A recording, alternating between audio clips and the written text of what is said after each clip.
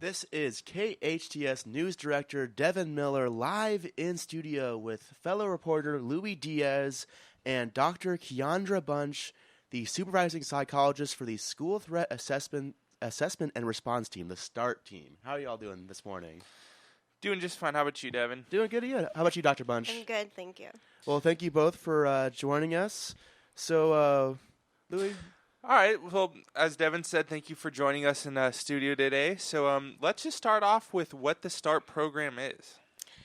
So as Devin said, it stands for School Threat Assessment and Response Team. We are a team through Los Angeles County that follows up on referrals that are made by law enforcement, schools, parents, people in the community that are concerned, and the focus is on preventing and assessing for potential school threats. And what are some of the examples of potential threats that that you guys respond to? Sure. So if you have someone who is making social media posts that they want to do things like Columbine, or are glamorizing previous school shooters, or even just making threats to specific students at their school, or if they go to school and they make threats, we have crisis teams that respond. And based on the information that they get there, if they believe there's a nexus to violence, meaning that student could potentially go forward and carry out some kind of targeted school violence where they're attempting to hurt multiple people, then we would continue to follow up with that student, that family, and the school until it felt like there was no longer a threat. Okay, and when you are going to the schools and working with the student, you're working with other fellow co-workers of you guys, but you guys are also working in tandem with law enforcement. Is that correct? Yes. One of the key things that we've found and we believe is really important is that it's a multidisciplinary assessment and intervention, so that the services aren't happening in a vacuum, so that you have the therapist over here doing one thing, the psychiatrist doing one thing, the school doing one thing, and the family doing another, but everyone's on the same page. So when we work with someone who we really believe could potentially be a threat of violence to a school or to a community, we are working in conjunction with law enforcement, with Sheriff's Department, with the FBI, with the school district, with the school personnel, with the regional center if necessary. Basically, everyone involved in this student or this child's life, we're putting everyone in the same room and coming up with the same plan. Okay, wow. And this is mainly just in Los Angeles County that you guys work, correct? Yes. Okay. All right. Are there other programs similar to the START program throughout the state, or even just nationwide? I was recently made aware of a program in Glenn County, and it actually modeled itself off of the START program. They came down, they did ride-alongs, and they've been around for a couple of years now, and I'm actually planning on touching base with their director later today. But one of the things that we would like to see is programs like START throughout the counties, throughout the state, because it's so necessary. This is a program that stops it's preventative. It's finding the potential threat and trying to minimize threat and really stop things from happening. So we're here with Dr. Keyondria Bunch, a psychologist with the School Threat Assessment and Response Team, the START team. So this team was just recently expanded, I believe, about 2 weeks ago. So how big were you guys, and how large are you now? This has been a little bit longer than 2 weeks. Oh, wow. Thankfully. That's good to hear. But we were expanded within the last year. Okay. Previously, the program had been around since 2009, but you had about 14 to 15 people serving all of Los Angeles County, which is a huge area, as you can imagine. That team of people were about 15, and they were located primarily downtown, and they would go to wherever the call was. When it expanded, they basically put a team in every service area. So you have, a psychologist and a social worker in Palmdale. You have multiple social workers and psychologists in the San Fernando Valley.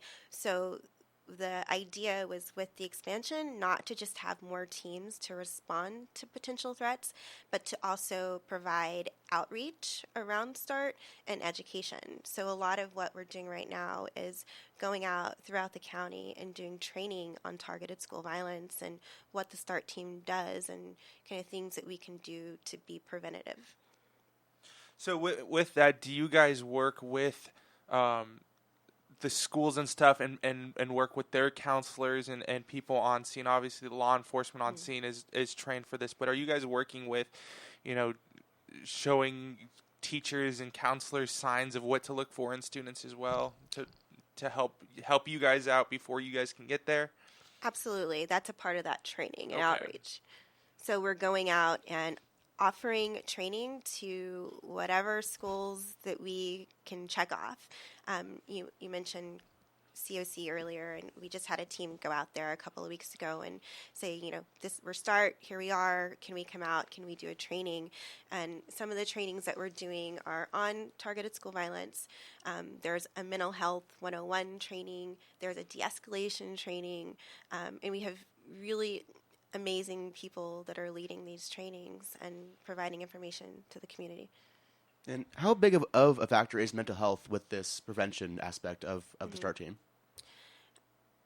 I'm a psychologist. I'm a little bit biased, but I think the mental health piece of it and mental health intervention is key. And it's not just the mental health, it's recognizing and identifying what services are needed.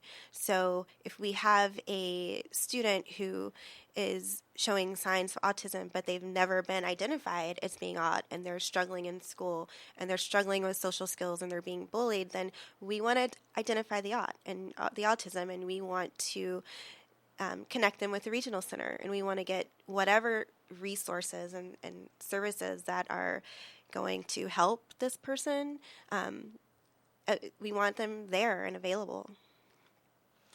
Okay, so if you could walk us through the process of when you get a call, how you guys determine who goes to the scene, and just how long it can take. Obviously, each case is going to vary, but if you could just walk us through the process of that. Sure. I'll use an example of kind of what I think would be a legitimate threat. So if we get a referral for someone, a student who in getting their referral, it really feels like this is someone who could, in the future, do some kind of targeted school violence, then usually what would happen is we would get the referral. By the time we've gotten it, law enforcement has already gone to the home, searched the home for weapons, and the family knows what's going on. So we really kind of do a deep dive into their mental health history. We look through all of our mental health system to see if they've had hospitalizations, to see what the diagnosis is, to see what might be going on. We connect with the school and talk to the school counselor, the vice principal, the teachers, and see how they've been doing, but not just in this moment, but how they've been doing from the moment they were in school, right? Were there any indicators? Is this a one-time thing? So we're doing a really intensive look into their mental health history, their school history. Do they have friends? Then we go to the home and we do a pretty extensive evaluation and assessment with the family and talk with as many family members as we can to get information on how they're doing in the home. Are they presenting differently in home than they are at school? Do they have friends outside of school? Do they leave the home? One of the things that we really look for is the level of isolation. Is this someone who spends all of their time at home on the computer, playing shooter games and doesn't leave the house? Because that's one of the things we want to target, right? We want to increase their level of socialization. We're getting information about their history as a child and as a toddler from the family's point of view. The other reason we go to the home is because we want to see what the bedroom looks like. And some of the previous school shooters that they've studied, what they've seen is no one had gone into her bedroom for years. So that's a problem, right? Wow. There's so much that you can see in someone's bedroom. So we ask the client and we ask the family, can we take a look at the bedroom? And then we go in and see what's going on there. We'll ask the student, hey, can I see your Instagram, Facebook, whatever's cool now, whatever they think is cool. Can I see it? Will you show me on your phone? And then, see what's going on there. And then based on all of that information, come up with a plan of, who needs to be involved to intervene in this child's life, or adult, because we go up through adult and the colleges. Who needs to be involved? What does that involvement look like? What's the immediate intervention for safety? What's the long-term plan? So I want to go back to something you said, because something you said was really interesting. I've heard the analogy of, or not the analogy, but, hey, if someone were to look in your room, that tells a lot about the person. So for parents out there, or, who may be going through, concerning, times, thinking that, maybe something is possibly going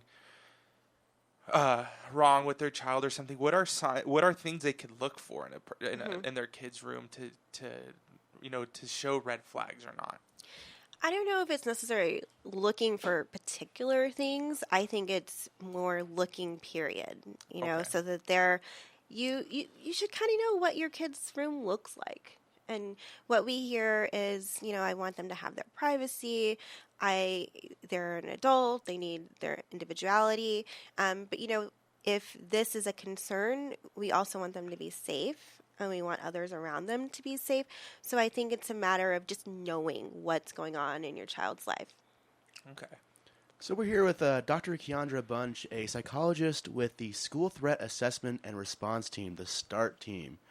So you just walked us through the process of what the START team does when they get a call. So what are some success stories? You guys have been around since 2009, so about 10 years now. So I'm sure there are a few stories, or a bunch of stories, without, pardon my pun, a few stories that you can call success stories with this program. It's an interesting program because success basically means you've stopped someone from carrying through with school violence. So I would say every case is a success story. Right? If you have someone who really has in their head that they're going to be the next big school shooter, and just by virtue of getting people in and meeting with this person and having interventions in place and a safety plan in place with the school, because that's also key to it, right? That the school is aware of the threat and they have a plan in place. I would say every case is a success, right? Because you've stopped violence before it happens. Okay, so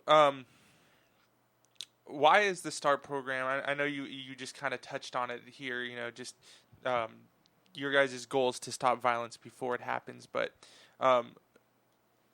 just to go off on that, why is this so important? Is it just because mental health? Do you think mental health has always been an issue and people are just acting on it more, or is why are school shootings and violence against schools and public places becoming more common? I think in terms of why I believe that, or we believe the START program is important and necessary, is if you look at again, I'm not sure what's happening in other states, but if without the START program, if a student was making threats and they were saying, I'm going to do this, I'm going to be the next person to do this, and we weren't in place, then at the most what would happen is, as the person made a threat, they might be assessed by mental health and hospitalized. Hospitalization is for up to 72 hours. Once they're discharged, if they're saying, I don't want any other services, then it's done. Intervention is done. START is important because it's not a one-time assessment. It's not a one-time mental status in the moment, but it's ongoing collaboration and follow-up. And, we're following people until whenever. I mean, there's no, if this is someone that we really potentially think could follow through with their threats, we're gonna follow them from high school to college and until they're married and happy. I mean, it doesn't go away. As long as it feels like there's a threat there, then we're going to continue to assess that threat. And when you look at previous school shooters, I think the signs were there, right? So the signs were there. They were there in the school, in the social media, with the friends, but no one was connecting the dots. And if there were people that were connecting the dots and kind of intervening and putting everything together, I wonder if some of these things could have been prevented. And this is all free. Like there's no insurance or anything that goes in with this. This is all free to students of the schools in LA County. Is that correct? Well, we're LA County, so we do bill, but it's not. It's not like people are going to get a bill from us for our services. Okay, and then so how can people reach out to the START program if they're suspecting someone wanting to commit violence? Okay, so they can go into the LA County website and look for START. And if they want to make a call and ask for information, they can also call the Access line, which is 1-800-854-7771. Okay, Great. Well, thank you so much. Is there anything else you want to know, people know about the program or about what the START program does? Or No, just that if any kind of organizations or schools that are interested, we definitely are open and available to come out and do trainings and to give more information. Great. Well, thank you, Dr. Bunch. Thank you, Louie, for joining us. yeah, thank you guys. Thank you. All right, take care.